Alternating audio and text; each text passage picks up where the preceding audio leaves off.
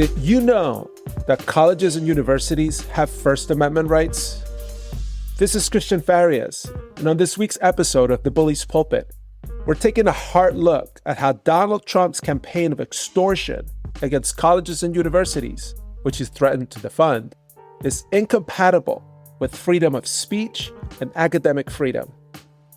All the chaos we're seeing with Trump's supposed concern for antisemitism, the mass cancellations of student visas, the travel bans, and critical research funding that's hanging by a thread, among other overreach, is designed to bring institutions of higher education to heel. The Trump administration is using anti-Semitism as a cover for trying to get control of colleges and universities, canceling hundreds of millions of dollars of grants on quantum computing or Alzheimer research or diabetes research has nothing to do with protecting Jews. It is a way of insisting to these schools that they toe the line, that they express loyalty to the administration, and that they act in accord with the priorities of the president. That was Michael Roth, the president of Wesleyan University, and an academic leader who has been unafraid to use the bully pulpit to denounce how higher education is under assault like never before. This week, he and legal scholar Genevieve Lakier will help us understand how this First Amendment problem concerns all of us, and thus goes beyond just elite universities. What better way to start our weekly news segment, which once again is more bad news than good, than with the latest from this brave new world of extortionist deal-making.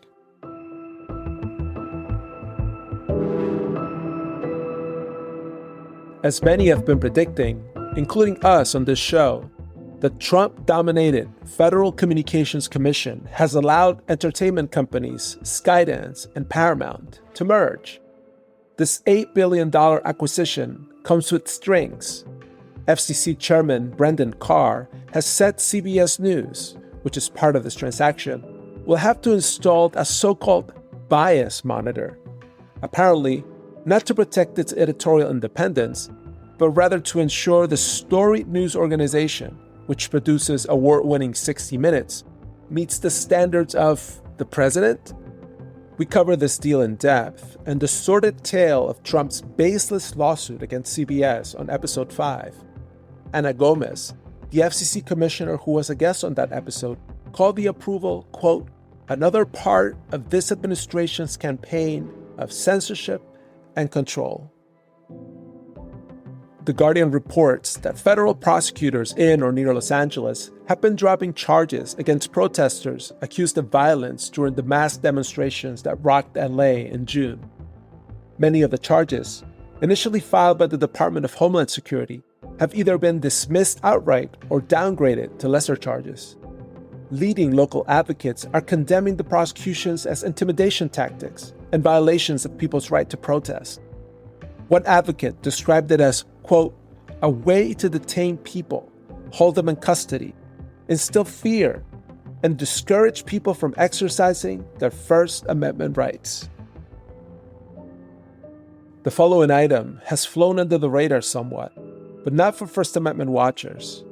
According to the New York Times, Media Matters for America, a liberal media watchdog that keeps close tabs on right-wing extremism in the news, is fighting for its life. Its troubles are a yarn, but they stem from a lawsuit that X, formerly known as Twitter, filed against Media Matters over its report, claiming that X was allowing ads to appear next to user-generated anti-Semitic content. This, of course, led a number of advertisers to flee the platform, and then X retaliated against Media Matters in federal court. This litigation, plus a separate investigation by the Federal Trade Commission, have dealt a financial blow to Media Matters, which believes that this legal campaign against it is an affront to its own First Amendment rights to report on right-wing extremism.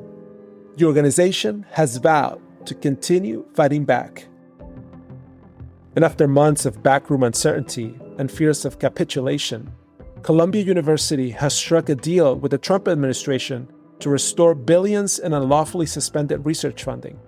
Under the terms of this unprecedented agreement, which happened without judicial oversight, Columbia has agreed to pay a $200 million fine to the federal government to restore the funding, and to make pending investigations go away. Columbia will pay an additional $21 million to settle an investigation by the Equal Employment Opportunity Commission. None of these concessions guaranteed Trump will leave them alone. Quite the opposite. It emboldens the administration to keep going. This week, Brown University struck its own deal with the government, following the Columbia blueprint. Although their deal was not nearly as bad as Columbia's, it signals trouble for other institutions.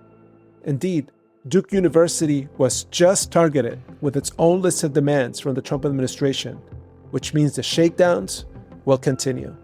Case in point, Harvard itself, which has drawn praise for defending its First Amendment rights in court against the administration, is reportedly considering its own deal. In other words, its own ransom to get Trump off its back.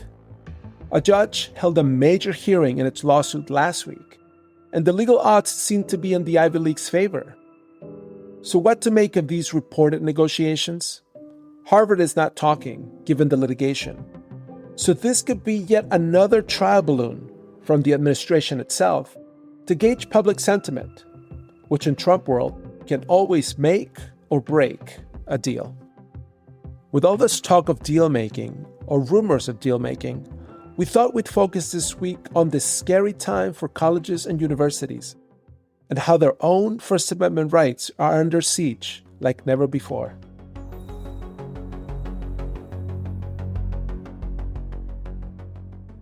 With us to go deep on the legal issues surrounding these shakedowns of higher ed is Genevieve Lakier, a First Amendment scholar at the University of Chicago and a former senior visiting scholar at the Knight Institute. She and I shared the stage last fall during a great conference on the First Amendment rights of immigrants. We'll put the YouTube link in our show notes. Genevieve, it's so great to share the mic again with you. Welcome to the Bully's Pulpit. Thanks for having me. Happy to be here. This week's show is all about Donald Trump's campaign of extortion against colleges and universities, in which he has withheld federal research money and demanded, and seems to be winning, major concessions. In what ways is this a First Amendment problem? That is the million-dollar question, because in so many ways it should be a First Amendment problem. I complain all the time that the First Amendment is not strong enough. There was a line, I think, for many years among progressives that the First Amendment has been weaponized and it's too big because it extends to commercial speech and corporate speech. And that might be a problem. But my line had always been it's too weak. It doesn't protect us enough against government repression. But this campaign against the universities, this is actually an area of law where the First Amendment should provide very strong protection. First of all, there is a huge body of law about how much the First Amendment cares about academic freedom and about universities. So in targeting the universities, Trump was targeting not just private institutions, speech institutions, expressive institutions, which we typically think get strong protection under the First Amendment. He was also targeting universities, which are among the most protected of all private institutions because they not only have free speech rights, they have academic freedom rights. And yet here is Trump attacking these universities, trying to say they need to change their admissions policies, they need to change how they teach about the Middle East, they need to change how they regulate speech on campus. You would think that this would be an easy First Amendment problem. However, in many contexts, it just hasn't become a First Amendment problem at all in the sense that the universities are choosing not to defend themselves on the extremely strong First Amendment grounds they have, which makes me think that there is actually a bigger First Amendment problem here. There's a problem with the doctrine because the people, the rights holders, the universities who should be invoking it to protect themselves against exactly what Trump is doing are not using it. Implicit in what you just said is the concept of the government jawboning these private actors to do its bidding, which is something you've also thought a lot about. Can you explain a little bit how this concept is related to what we're seeing today and whether or not the jawboning doctrine provides a useful framework to understand what's going on? I'd be happy to, because actually it's the fact that the court so recently has provided such strong protection against jawboning that makes the failure of university administrators to rely on this doctrine especially maddening and puzzling. Jawboning refers to basically when the government threatens a First Amendment rights holder, like a private institution, like a university, say, and says, look, if you don't shut up or shut up someone else's speech, I'm going to do something really bad to you using my authority. I'm going to not approve your merger, or I'm going to deny you federal funds, or I'm going to put your best friend in jail. Whatever it may be, it's a threat of some kind of legal sanctions. It's just a way that officials get private actors to participate in their own censorship. So you make Columbia agree to suppress its speech and speech of its students, because if they don't do that, bad things will happen. And there had been protection against this in the cases. Just last year, in a case called NRA v. Bulow, a unanimous Supreme Court reaffirmed that the First Amendment rule against jawboning is very strong. It's categorical. The government may never use informal threats of punishment in order to coerce the suppression of speech by private institutions or by private speakers. And also made clear that it applies even when the government is not threatening to put you in jail. It's merely threatening enforcement actions. And even when, in another universe, it could do what it's doing perfectly fine, it's just doing it for the wrong reasons. And until Bulow, it wasn't entirely clear that was a violation of the First Amendment. And after Bulow, it is crystal clear. This was excellent, unanimous Supreme Court precedent that is very recent. And so jawboning is available as an extremely strong weapon that not only universities, but law firms, media companies, schools, all of the private institutions that are being threatened in this way by the Trump administration, they have it available to them. The question is whether they choose to use it. One of the institutions that has used it is Harvard, and they're the ones that have sued the administration under the First Amendment. Now, this case obviously is still in its very preliminary stages, and it's a very complex case insofar as it involves numerous agencies and enforcement actions. How do you think the Supreme Court will react to it if and when it gets there? Honestly, I doubt it's going to get there. I don't think so.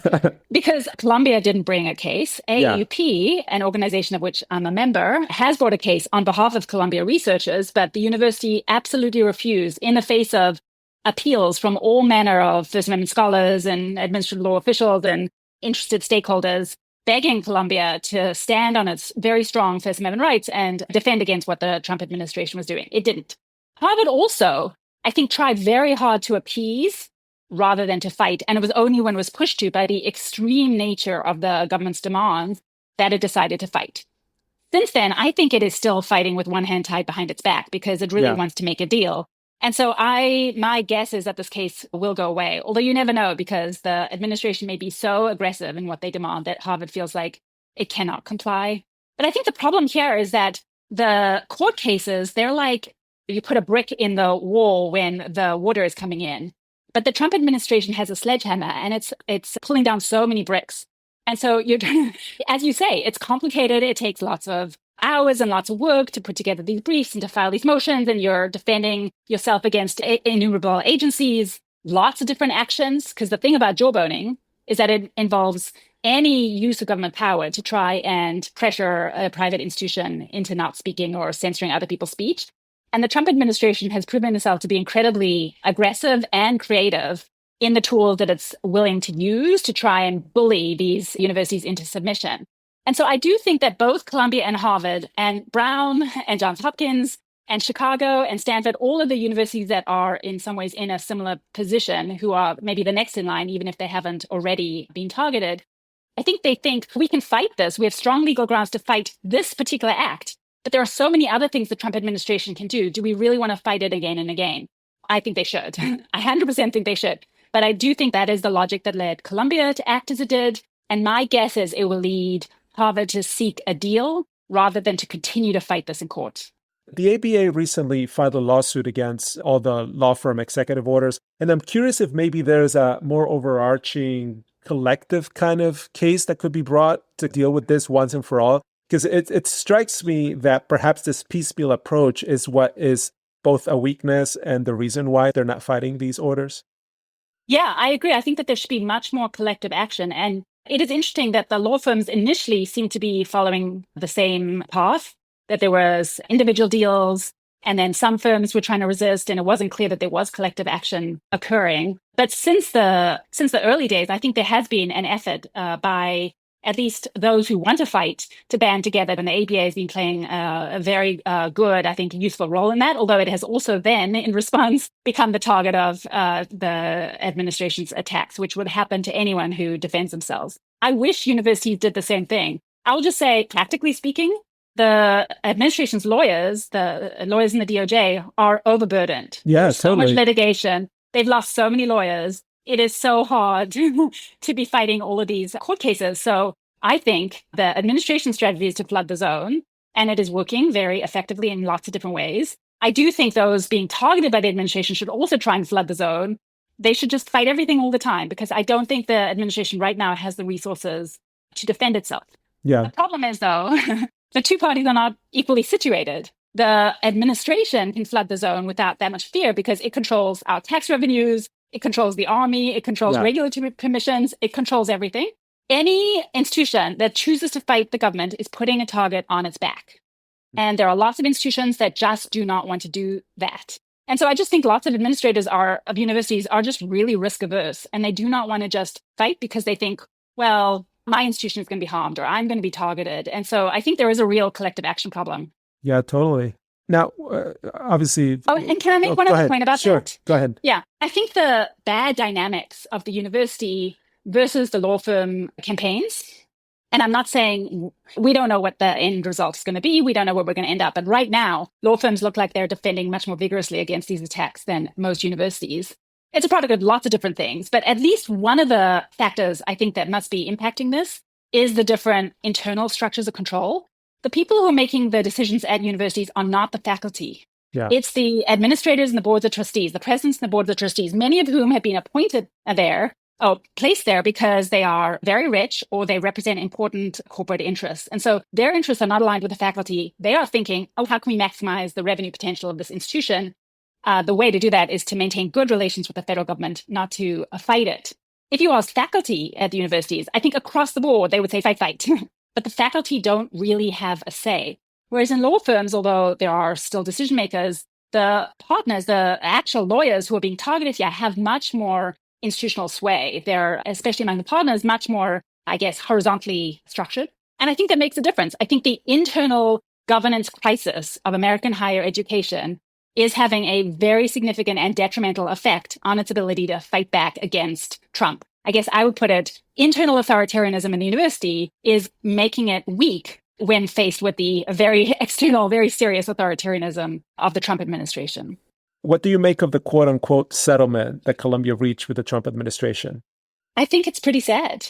I know that, or I imagine that the Columbia administration thinks that they got away with a pretty good deal because there is language at the top of the settlement agreement that says the administration doesn't have the right to interfere with teaching and research and things like that. And I think the administration probably thinks, okay, we've defended our core values, we've done a good job. There are two things to point out. The first is that the provisions in the agreement create an ongoing monitoring relationship between a government-approved auditor, essentially, who's going to be constantly looking over the university's shoulders and trying to check what it's doing. It's not exactly consent decree with a judicial monitor. In some ways, maybe it's worse because it's all private. None of this is going through the courts. It just means that the administration now has an entree into Columbia where it can constantly and consistently say, oh, you're not doing this right, or you're not doing this right. And I think that is very disturbing. And I think it is surprisingly strategic and clever, I think, of the Trump administration to realize that, in fact, the best way to wield power is to create a permanent structure, essentially within the university, where the government can continue to dictate to the university how it shall act in certain ways. And so I find that extremely distressing and a bad sign. And I think it's something that the administration is going to demand of all other universities that want to come to the table.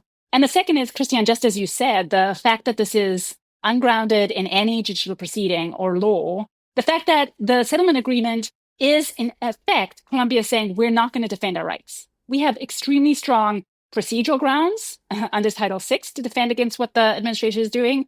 We maybe have other administrative law grounds, and we have incredibly strong First Amendment rights that we could defend here. But instead, we're just going to give in. We're going to waive all of those rights and say, hey, administration, this is what we're doing. Please don't be mad at us. And I think it is both a mistake. I do not think appeasement goes anywhere good, but it is also sacrificing the rights and interests of their students and faculty by allowing the federal government ongoing information and capacity to continue to demand of the administration that it do things to repress their rights, both to be in this country and to speak, to protest, and to assemble. So I think it's just very sad. All of this deal making is happening without the courts. They're out of the question. So it seems to me almost by design, courts can't be the answer here. So what does that leave us with? What is the answer? I think courts are playing an important role right now. There is a lot of First Amendment litigation occurring. A lot of the lower court opinions, I think, are excellent. And the judicial decisions have been stopping the administration in a lot of different ways. And so I guess I wouldn't be too quick to dismiss the courts. I think we are seeing the First Amendment play an important role in limiting and being an obstacle that the administration has to root around. So it's not that the courts are not doing anything. They're just not doing enough. When faced with this barrage of actions and with all of these institutions like Columbia that don't want to come to court because they don't think it will be good enough, they don't think they will get enough relief to actually protect them, the courts are just doing a tiny fraction of the work that needs to be done. And so I, honestly, as a First Amendment scholar, I don't know what to think. I think it is a profound problem for the doctrine that this moment in American history is what the First Amendment is primarily designed for. At its core, it is supposed to be there to protect American persons, and not just citizens, but all persons in the United States, against efforts by the federal state governments, but the federal government, to tell them what they can say and not say and how they can associate and to fight their political opposition. That's what it's supposed to do, and it is failing us. This is the moment. This is the test. The Trump administration is the evil, the villain, I think, in its authoritarian impulses, that the First Amendment is supposed to be protecting us against moments where the government tries to trample on the rights and liberties of the people it's supposed to be representing and protecting. And that is this moment. This is the pathological moment. And the First Amendment is just failing. Not entirely, but largely. And I don't know. I think that this is the question that all First Amendment scholars, and frankly, everyone interested in democracy in the United States, needs to be thinking about. I guess I have two initial thoughts. One is that part of this is not a First Amendment problem. It's a problem of how we've structured society, civil society, political society, which is a formal legal guarantee that is supposed to protect important democratic rights, I think can only be sufficiently effective if society is itself pretty democratically structured. And if the sort of formal legal rights are on top of a whole set of institutional designs and norms that are rowing in the same direction. Nothing can do it on its own. It's just the demands of creating a democratic system are so big that you cannot rest on any one instrument. And so I do think that this is partly a product of the failings more broadly in society. And so I guess I don't want to put everything on the First Amendment itself. But second, I think maybe it's just too hard to get to court. And the way that we're thinking about dispute resolution and how to bring claims and how to stop the government from acting is just too hard. The courts are slow. Standing rules are hard. Institutions are risk averse. All of these features of our legal system are really working against the private institutions that are trying to defend against the Trump administration. And the Trump administration has none of these constraints. They can just act. I was joking actually the other day that someone in the Trump administration has a great idea. Let's take away $1 billion from Harvard. And it takes them half an hour to write up a letter and they send it off. And then 100 very good First Amendment scholars have to spend the next 3 months trying to craft very careful legal arguments that they can present to a court about why this is a bad thing. So there is a lack of parallelism between how onerous it is if you are complying with the rules and procedures of the legal system versus if you're just not. There's a way in which the Trump administration is just playing by different rules. They don't really care. And so I don't know what doctrine can do in the face of it, but I do think our judicial system could be designed in a way that makes it much easier for people whose rights are being attacked to defend themselves. Sobering words from Genevieve Lakier. She's a First Amendment scholar at the University of Chicago and a longtime friend of the Knight Institute. Genevieve, it was a pleasure, but also you gave me a lot to think about with this conversation. Thank you. Thanks for having me. I wish it was under better circumstances.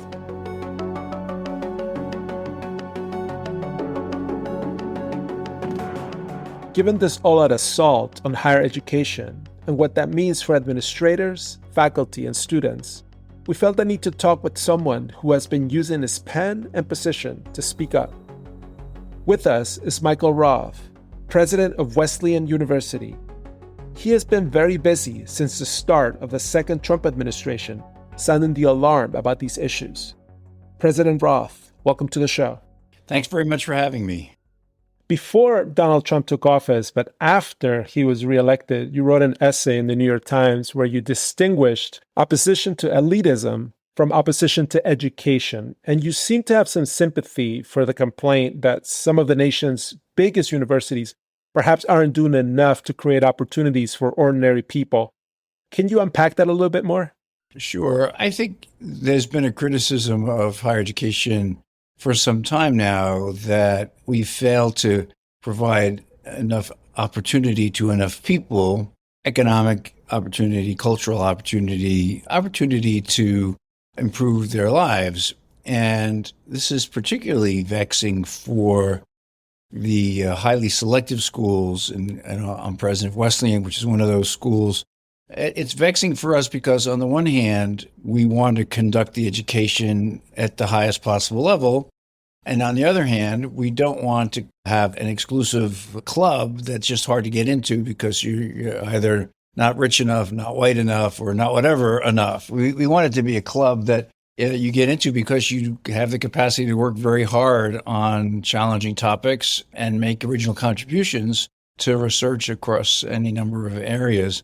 And what we've seen in the last several years is that the promise of higher education for most Americans is, especially through those elite schools, has not been kept. And Roth Chetty now at Harvard has shown in great detail that the engine of social mobility that colleges are supposed to provide has really stalled for most Americans. And it's still the case. If you go to one of these schools, you're much more likely to be much better off than if you hadn't, especially if you come from a family with low income or no income. Your chances of really advancing are enormous if you go to one of those schools, but your chances of going to one of those schools is minuscule. Chetty and others have really pointed out how schools should do a better job of recruiting students who can do the work and work at the highest level, and for whom this education would be really a life-changing event. So I do think there's much more we can do in that regard. Wesleyan, now a couple of years ago, got rid of legacy admissions, which is symbolically a block against people who don't come from the right family, in that case, the family of people who've gone to that particular school. And the elite schools, especially the wealthiest ones, they just could educate a lot more students, and they choose not to. And so that's, again, a failure to fulfill this promise of our American higher education. Now, what were your experiences as an educator during the first Trump administration? Did you have a sense at the time that rough times were coming for universities? I wrote a piece in the summer of 2016, right before the Republican convention that nominated Donald Trump as their candidate. I wrote a piece called Stop the Trumpian Calamity. I think it was an Inside Higher Education. And I wrote that because the things that his campaign was saying about higher education, about science, about the importance of learning as a vehicle for economic and social mobility, the things they were saying were just anathema to what we believe in schools and colleges, universities, community colleges. And I thought it was foolhardy to pretend otherwise. I wanted to make clear that people should beware of a candidate who promises to undermine the missions that we espouse. First Trump administration was much less coherent, much less effective, much more poorly prepared than this version. So I think although there was lots of fear, especially in the beginning, about the overt racism of the Muslim ban, the attacks on reproductive rights, these things were, of course, evident in Trump 1 and frightening for many people who didn't share those views. But no one I know was prepared for the intensity of the flood the zone tactic that has been the hallmark of this administration and the vindictiveness with which they pursue their goals.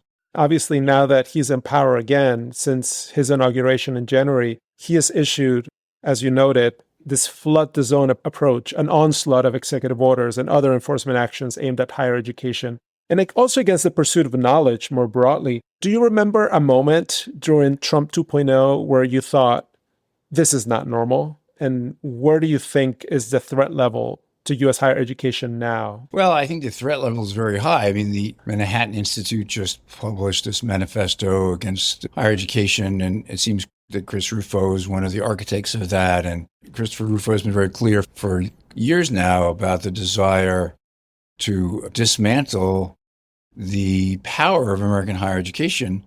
They think American higher education has been an engine of indoctrination rather than of economic and social mobility.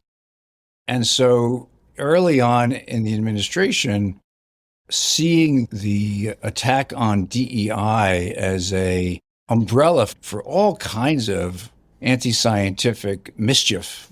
That was a wake-up call early on. And then just the extensive use of executive orders to ensure that the new interpretation of civil rights statutes would really have bite for higher education. Some of that is not shocking. I mean, Obama and Biden did similar things, but with less focus, really. Take, for example, the Obama-Biden efforts to change the way sexual assault hearings were held on campuses. They had the goal of eradicating rape on college campuses. And they saw this, and I think they were right, as a way of really improving the equality of women in higher education. But what the Obama-Biden administration did was to say, if you don't actually change the way you adjudicate these cases on campus, for example, the accused can't cross-examine the accuser, if you don't do that, you may lose all your federal funding. Under Title IX of the civil rights laws. Yeah. And the threat was there. They never did that. I mean, I don't know of any school that lost its funding or got fined hundreds of millions of dollars. But Trump said, okay, that was their interpretation. They were very worried about sexual assault on campus. Trump administration not so worried about that.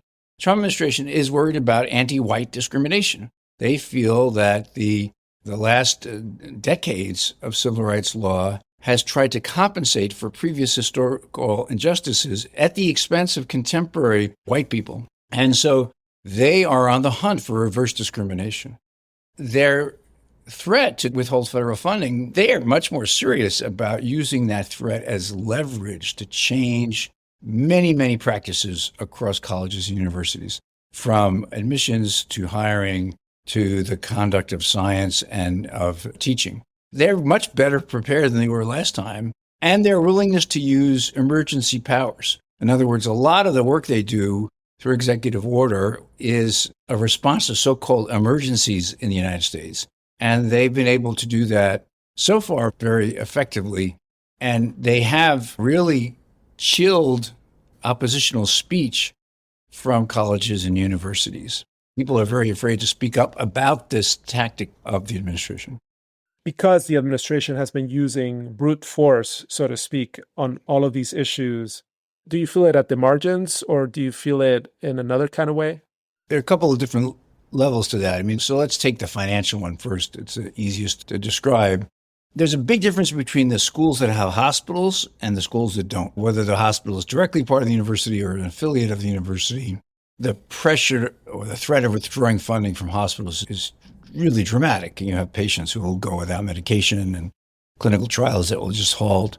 And in many schools, that's hundreds of millions of dollars. A school like Princeton, though, doesn't have a hospital, but it also has hundreds of millions of dollars of research grants that depend on federal support. Damage to those universities, to science and to the people served by science is really enormous. In our case, let's say there's $15-20 million a year on a $300 million budget. I have had reporters ask me, say, isn't it easier for you to speak out because you don't have as much money at risk?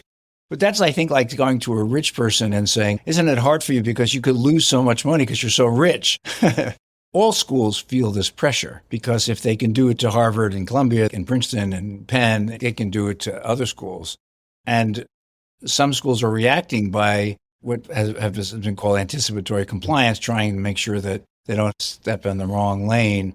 So all of these things are real threats. And the very dramatic threat is that the way we go about our business will be changed because we will be afraid to say things that will get us in trouble with whoever's in the White House. And that, I think, is a much deeper threat to American higher education. So having said that, what real-world harms you do feel, not you personally, but perhaps your staff or your students, maybe international students who do feel that they might be next? I think that's certainly going to have a chilling effect on international students at colleges and universities across the country. It's hard to know how much it has chilled speech. Certainly immigrants who are working in and around Wesleyan or other colleges and universities are feeling the threat of ICE raids, whether they're here legally or illegally, if they're documented or undocumented. I mean, I think there's just a lot of worry, as you know, in immigrant communities because people are getting picked up because of racial profiling and related techniques. But I think if people in my kind of position don't exercise their right to speak out, it'll be much easier to take that right away. Correct me if I'm wrong, President Roth, but it seems to me that maybe college leadership or college administrators have a collective action problem. They don't realize that there's power in numbers and that there's no way the government can descend upon every single campus where their president is speaking out in favor of their students and faculty. Am I onto something there? The favorite example is the kind of NATO pact, an attack on one is an attack on all. That's a little hard when they're competitive institutions. There was the document put together by the AAC&U and the American Academy a couple of months ago, and I helped with that process too, a statement of a few hundred university presidents and college presidents expressing solidarity in support of academic freedom. And eventually they included also solidarity in the face of the arrest of international students for speaking their mind. And I think that was a good thing to get folks to actually do more than sign a statement. It's a challenge, I think. Many presidents seem to be inhibited by their boards of trustees. Like the president of the University of Virginia was recently forced or pressured into resigning. And I thought more presidents would speak out because that seemed like clearly inappropriate use of government pressure. But it seemed to me such an obvious abuse of power that people should speak out about. I think some of my colleagues think, well, you're speaking out, Roth, it's just performative. You're not helping. And if they don't want to speak out because they don't want to make things worse. I guess that's as charitable an interpretation as I could put on it. And then there's just the doctrine of neutrality. They shouldn't speak out because now they have a policy that they shouldn't say anything because if they say something, then no one else will say anything. I think it's nonsense. But there are schools that do that. They all took action about the endowment tax that many schools were actually very active about. But I think the real test for your defense of freedom is when you defend the freedom of people you don't like or people you don't agree with. It's not like when you defend your pocketbook or your grandmother. It's defending somebody else's right to speak that you don't necessarily agree with. One narrative that has taken hold during Trump 2.0 is this idea that the administration is working to combat antisemitism. What do you make of that narrative? Yeah, well, there are people who did stupid stuff in the name of being progressive, trying to cancel someone from speaking, deplatforming people who you did happen not to like. I mean, there were some, we usually call it now the liberal left. Bad stuff happened, but that became a galvanizing force for this broad agenda of attacking woke culture or DEI. And anti-Semitism is real anti-Semitism. Like people at Columbia or Harvard or other schools, they took their moral outrage about Israel's war in Gaza and used that as a vehicle for ostracizing Jews more generally or Israelis who happen to be on campus, and really thought that their anger about the policies of the Netanyahu government justified their broad assault on things Jewish. Although that certainly happened, and there's some great documentation of that at Columbia and to some extent at Harvard. At the same time, I think that became the boogeyman that the right then uses to attack these institutions more generally. I think years ago, I was quoted as saying there are more anti-Semites in Congress than in Cambridge. There's some, but the president of Harvard is a Jew, the new dean of the law schools is Jewish. There are a lot of Jews who are thriving, and there is also some anti-Semitism. And the fact that the university didn't do as good a job as it might have addressing anti-Semitism because it got bound up with criticism of Israel, that's a problem, and they should work on it. And the government can be helpful or not in getting them to do that, just like the government was helpful in trying to get rid of sexual assault on campus. They can actually do some things to put pressure on schools to take anti-Semitism as seriously as they took racism, let's say, after George Floyd's murder, and to really not allow anti-Semitism to take hold. But that's not what's going on now. The Trump administration is using anti-Semitism as a cover for trying to get control of colleges and universities, canceling hundreds of millions of dollars of grants on quantum computing or Alzheimer research or diabetes research has nothing to do with protecting Jews. It is a way of insisting to these schools that they toe the line, that they express loyalty to the administration, and that they act in accord with the priorities of the president. When grants are canceled, in many cases in the humanities and social sciences, you get an email from the organization saying, your grant is no longer aligned with the priorities of the White House or of the president. That is crazy to me. I mean, grants shouldn't have to be aligned with the priorities of the president, and they never have had to be in the past. So this anti-Semitism move from the Trump administration seems to me hypocritical at best. This is the same administration that cozies up to Christian nationalists and to far-right groups that are viciously anti-Semitic. So I have a hard time believing that they're there to be friends of the Jews, but they use that as a way of gaining control over colleges and universities. President Roth, on everyone's mind right now is the so-called deal Columbia University reached with the administration. I've seen reporting that Brown, Cornell, and Harvard, the same Harvard that was so celebrated for taking the administration to court, are also nearing so-called deals. What do you make of these developments? Well, it shows you how powerful the federal government is, really, that the chance of outlasting the government in litigation is really slim. Not zero, but it's hard. And this is an administration that I think a professor at Columbia called it policy by deal. They pose it, regulation by deal. Yeah, right. And I thought that was a really interesting blog post and seemed to be right on. And I think that another way of looking at it is really paying protection money or extortion to continue to stay in business. And what I have said is, let's change the metaphor. I don't blame the parents for paying a ransom to get their child back when he gets kidnapped, but I don't praise the deal. There shouldn't have been a kidnapping. You said this in the beginning, that there haven't been findings of fact. There haven't been investigations that led to finding that there's been specific acts of anti-Semitism that caused this much damage, and that's why you owe this much money. That hasn't happened. These are amorphous fines or penalties that are meant to actually give the schools a chance to get back in business.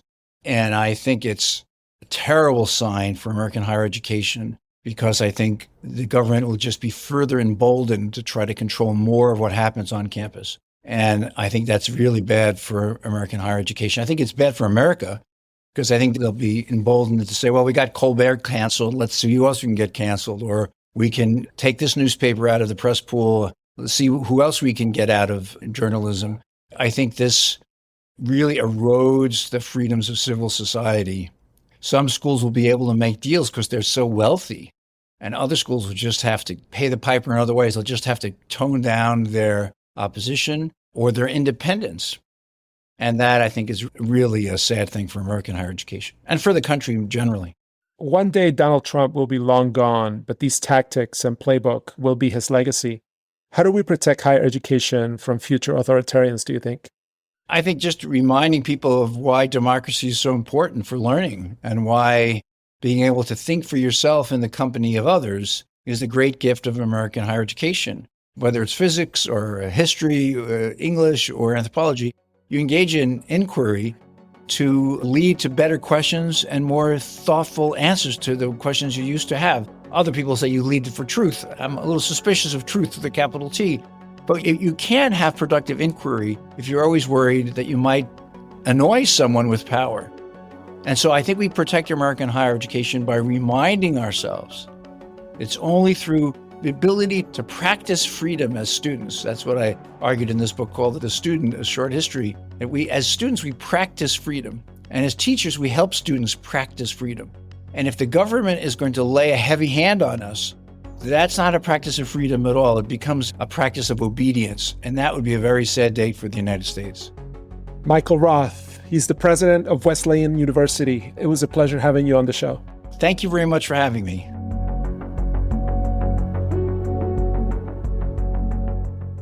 What a time to be in higher ed. For the sake of the nation and future generations, let's keep working and fighting hard for its survival. And that's it for the Bully's Pulpit this week. Next week, all about another Trump shakedown, that of law firms that represent people and causes he doesn't like. See you soon. The Bully's Pulpit is a production of the Knight First Amendment Institute at Columbia University. I'm your host, Cristian Farias. This episode was written by me and co-produced by Anne-Maria Wad, Matt Piken, and Candace White. Our associate producer for this episode is Kushal Dev. Fact-checking by Sohwa Lee, Nick Phillips, and Lindsay Vickers. Our sound engineer is Patrick McNamee-King. Candace White is our executive producer. Our music comes from Epidemic Sound. The art for our show was designed by Astrid De Silva. Thanks to Genevieve Lakier and Michael Roth, who joined us for this episode. The Bully's Pulpit is available on Apple, Spotify, and wherever you listen to podcasts. Please subscribe and leave a review. We'd love to know what you think. To learn more about the Knight Institute, visit our website, knightcolumbia.org. That's Knight with a K. And follow us on social media.